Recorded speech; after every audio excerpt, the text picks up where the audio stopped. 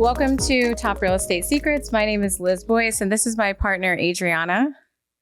Today, we're going to talk about the 10 steps on how to sell your home and what to do. Here in Florida, the seller actually pays the commission. When you buy, it's free to buy, but because the seller is going to pay the commission. So listing your home with a program that is actually going to save you a ton of money, you're still going to want to pay the buyer's agent, which typically here in Florida, it's 3%. I'm watching it go down to 2.5%.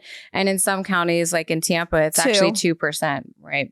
So you can set your commission structure, but these are just the 10 steps that we're going to go over today. Part of selling your home is making sure that you have a right team full of people. The first and foremost step that you're absolutely going to do, it's where are you going? What are you doing? You have to have this plan in place because the market that we were in 2021, 2022, we would put a property on the market and we had multiple offers within 24 hours. And sometimes people, they just didn't know where they were going to go, what they're going to do. You can do a lease back, but it's not really the best thing to actually do. Not the best option unless it's, you have to go with that option. Yeah.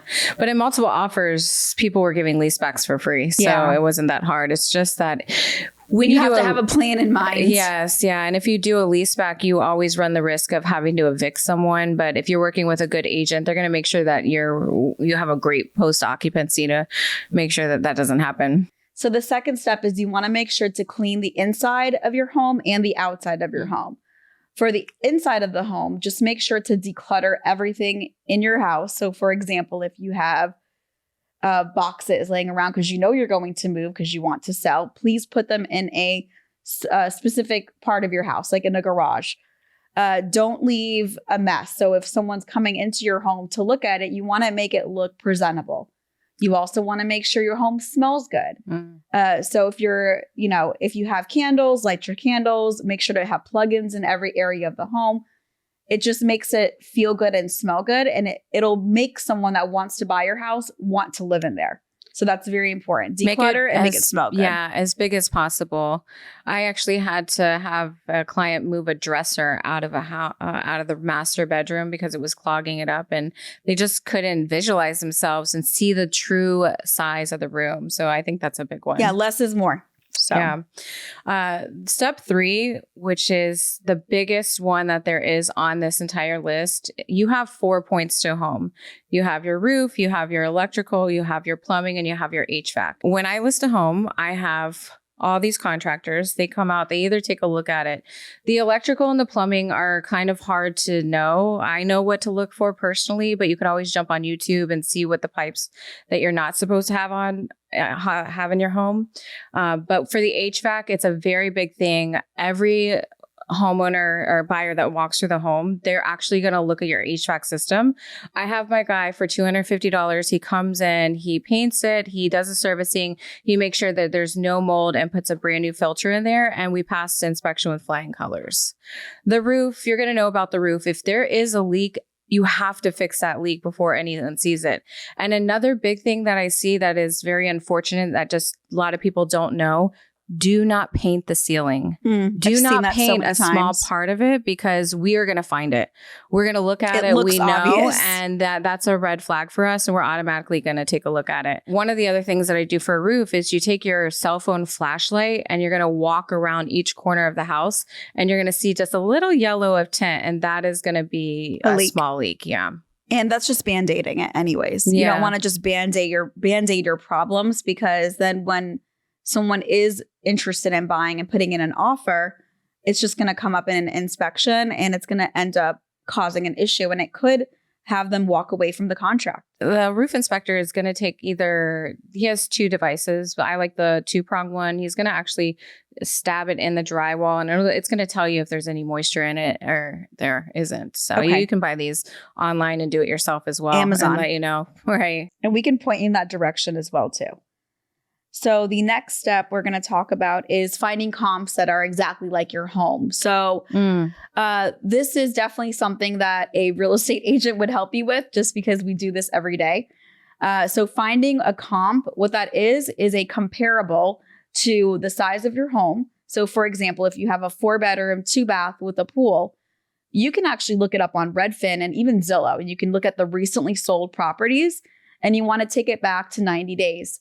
You want to also make sure it's the same kind of square footage as your property. So for example, if you have a 1,400 square foot home and you have a 2,000 square foot home, that's a 4.2 with a pool, that's not a comparable property. So it has to be similar to your house. Yeah, I think when I explain this to sellers, it's basically like you're going to buy a car. Are you going to buy a loaded car or are you going to buy a basic car, and which ones are comparable to it?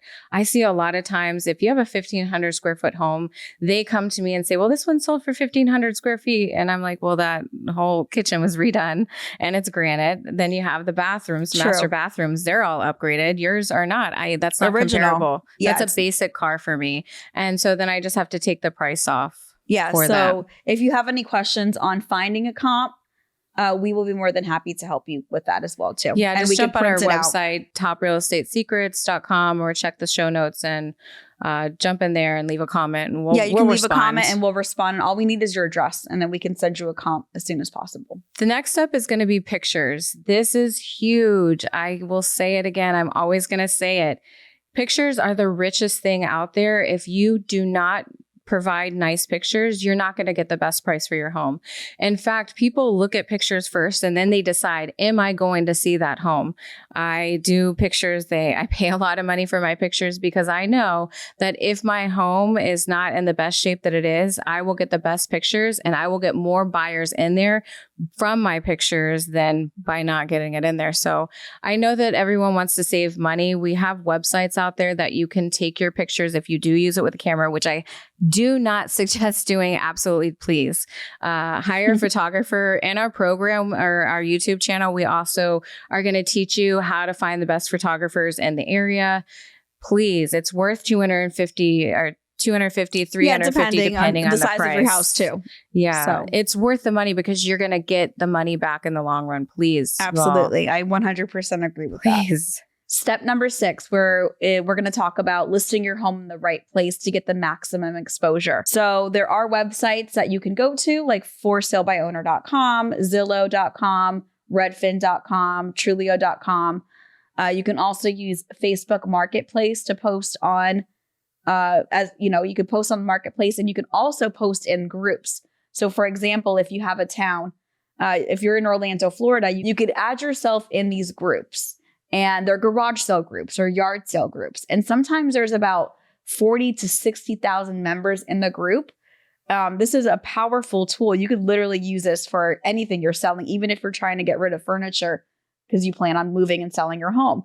So what you're doing is you post it in there and you get maximum exposure with everyone in the area. So they can also share it with their friends and family if they know someone that is wanting to move to that area. Getting the maximum exposure for your home is going to bring you the most buyers, and which will equate to your house getting sold.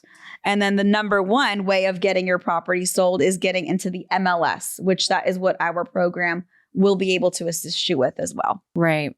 The MLS is just going to actually syndicate to all these websites. We pay extra to make sure that we're in the international MLS, and also like random websites like militaryhomes.com, regularhomes.com. So there's a lot of options out there, but the MLS is always going to be the strongest. It's just how you get in there. So the MLS is going to be your most powerful tool, which check the show notes. We have the website on there and we'll go from there. And also, just to be clear, going with our program, you will be able to get into the MLS and all of the other websites that I listed prior. You don't have to individually list your property on all of those websites. We would be able to do that for you right away. It is time saving as well. All right. So the next one up is going to be starting to show your home. So you've done all the steps from 1 to 6. Now you're going to hit the market.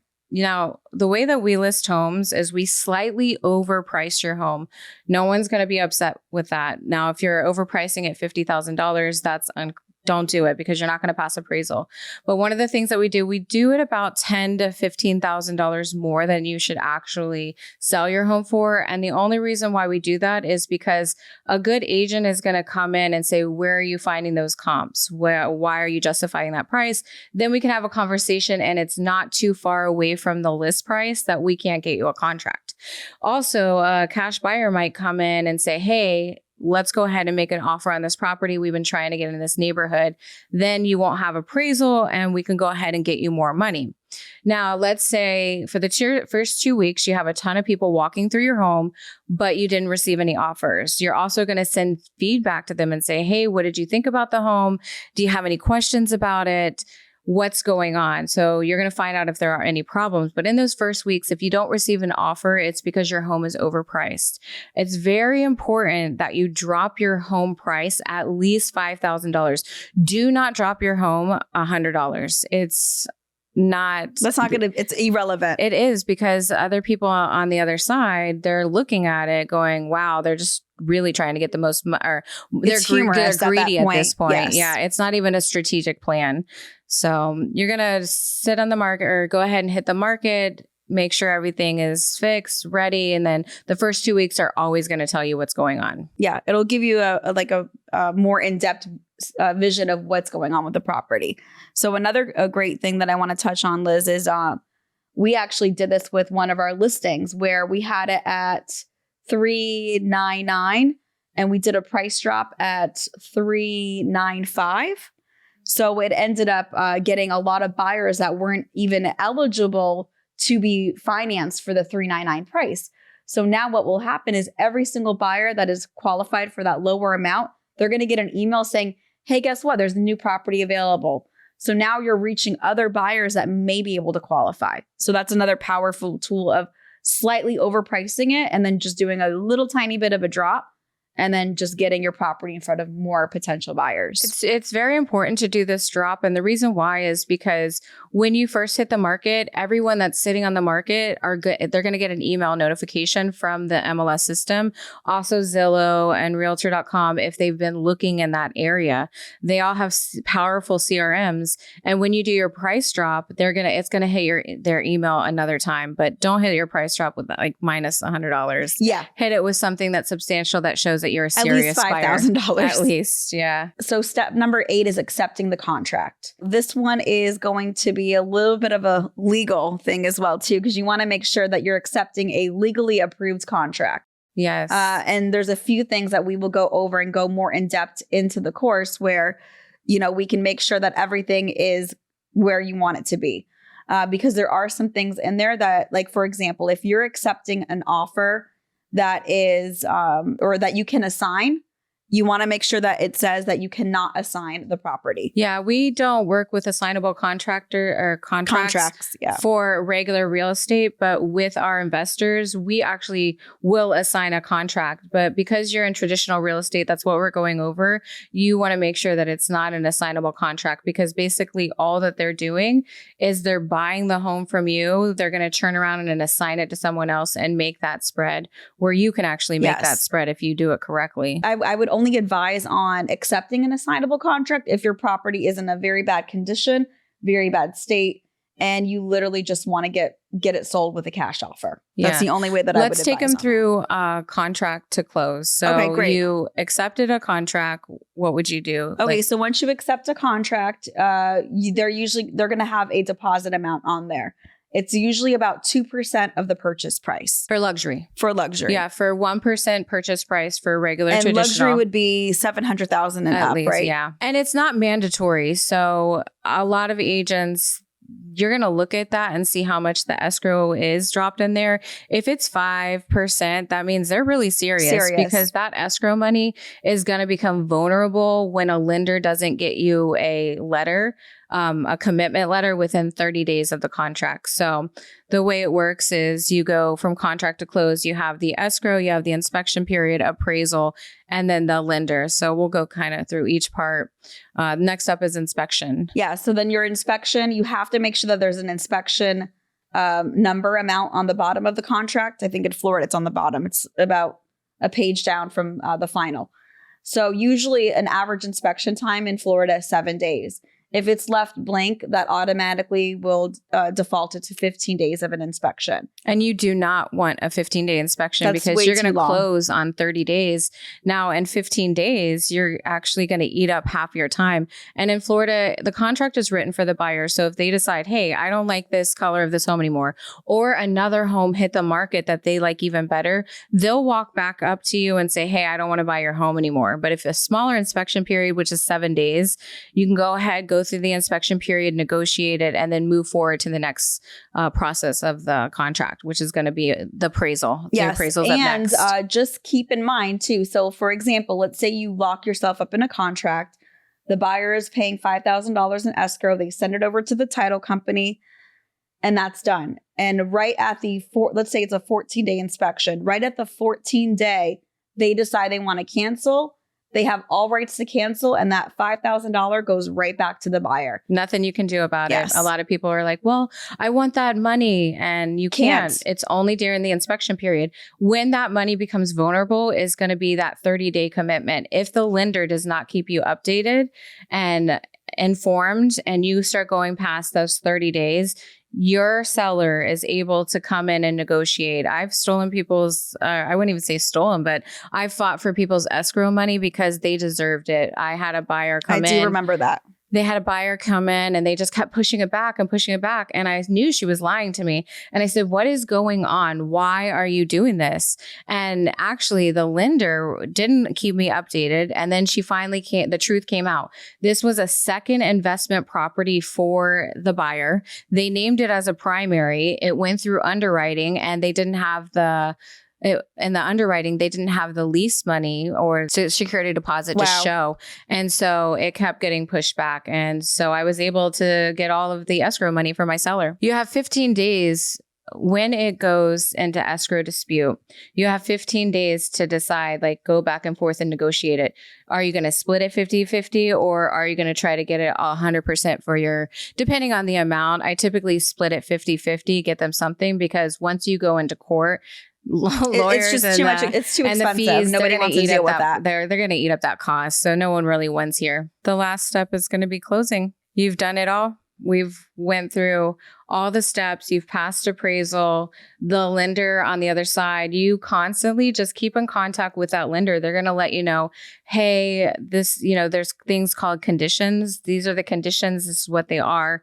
Once you go ahead and get to the loan commitment part of it, you just close the property, move on to the next. And the title company will handle all of the disbursements of funds and everything else. Thank you all for listening at Top Real Estate Secrets. We hope that you learn a lot from contract to close. It's 10 steps. If you follow these 10 steps, it's going to save you a ton of money. Remember, buying is always free. We can help you here.